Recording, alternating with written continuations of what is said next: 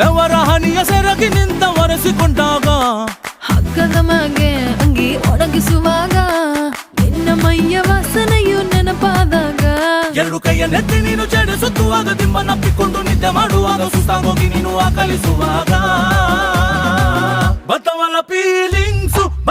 feelings ಬಂದು ಬಂದು ಮುಚ್ಚಾಗ್ತಾವೆ feelings ಬತ್ತವಲ್ಲ feelings